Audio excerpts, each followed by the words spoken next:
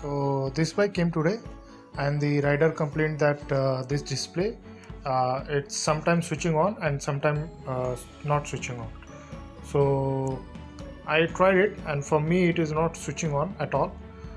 Usually what we do is first we check the power, if the power is going out through the battery and it is reaching battery, going out through the battery and reaching to the controller. But in this case, as the rider said that he is facing problem from this button, I am suspecting either this button is damaged or the display is damaged. So in this case, first we will open the display and see if there is any sign of burn or watermark, and if we can figure it out what is the problem.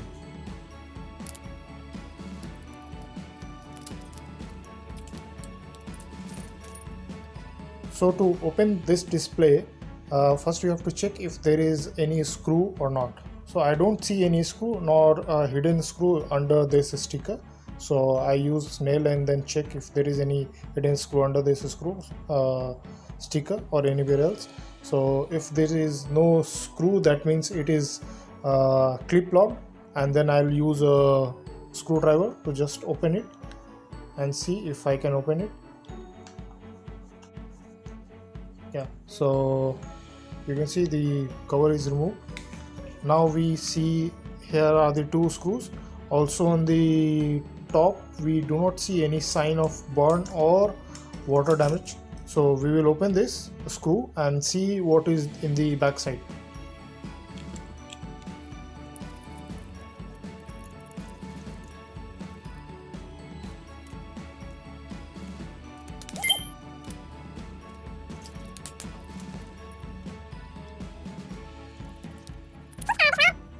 Since this wire look little bit damaged, I am suspecting maybe the wire is broken, but he was saying that sometimes this switch is working and sometimes it is not. So I doubt if the wire is a problem. However, I will open it and then check if wire is the problem. But as you see, the wire is not a problem, but the first thing you will notice is there is a water damage sign here, right here. Can you see? Yes. So most probably the electronic, because of water, there is a short circuit amongst the electronic here. So I doubt it will be easy fix, because we do not get this electronic part in a local market so easily. So I'll try if we can fix it, and if not, then we will have to change this display and put a new one. So to clean a water damaged board, there are several alcohol based liquids and other commercial products. What I use is a normal isopropyl cleaner, and try my luck if I can fix it. And if everything, so you saw, yeah, I can see the light. And yeah, so first I will switch off the battery. I don't want the bike to be running and get it damaged, and then I will clean it, and then if I will see if I can fix this bike just by cleaning. It might be possible, so stay tuned.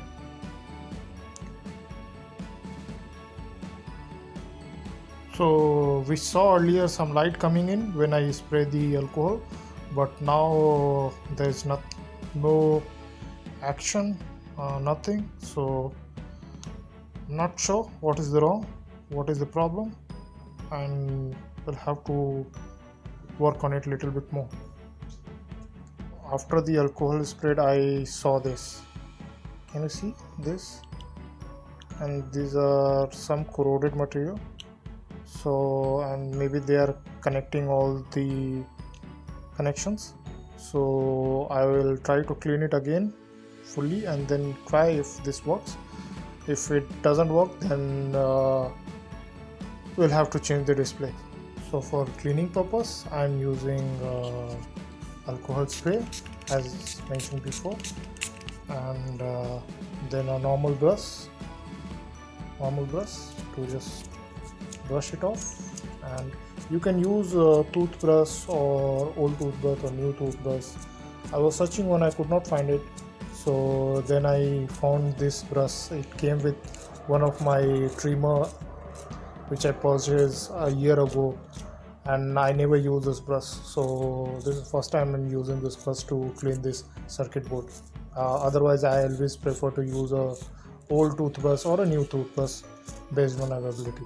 So I'll clean it up quickly and properly, and then try to see if this works. If it works, well and good. If doesn't, then what can we say? I wonder if we can repair this kind of circuit board, and these small parts are easily available in the market. But again, if we consider the costing of shipping and all that stuff and the involvement of labor, so overall the cost of the board and the screen comes out to be cheaper than replacing each component.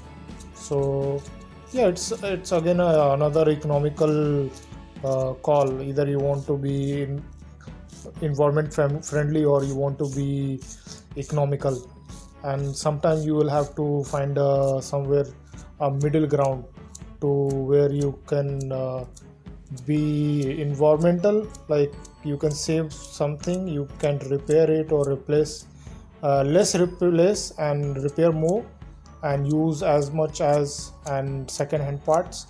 But at some time in life you will have to decide that this work is too much of time consuming, and this is not the worth of what you are doing. So yeah, I think this is cleaned up, and then we'll try to switch on again and switch off again. And meanwhile, I just want to tell, always remove the battery. Don't keep the battery on while you are doing this thing, because it even with alcohol it can get short circuit, and in worst case it can catch fire, or it may shock you as well. So always be safe, and whenever you are working on electronic parts, always keep electricity away, or switch off or cut off, or if it is a battery, then keep the battery away. So yeah, that's all. Let's see if it works. I remove this display and put it into junkyard, or for the as a replacement part. I wanted to check if the display is getting power from the controller and the battery or not. So first thing I can do is I can check here the first point and the last point, and I'm getting 41 volt.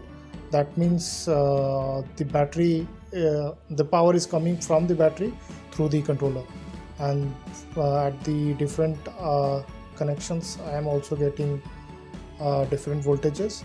That means controller is giving proper voltage to the display, but display is not working.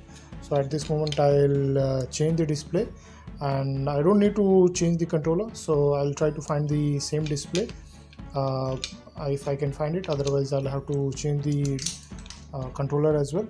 So while I was removing this display, I thought if I could use any old display. So from previous video I remember I have removed this display OMT M3 where the controller was faulty but display was working fine. And when I thought I could put it, I realized that this is a 5-wire display, and the existing one, the S866 is a 6-wire display. So I am not sure if these two are compatible. If you know how this can be connected together, please leave a comment and tell us how we can fix it, so we can try to connect this one. Otherwise at the moment either I will search this display S66 if I can find out. Otherwise to repair this I will have to change the display and the controller together. Yeah, so that's all for the day, and we'll see how to change the display in another video.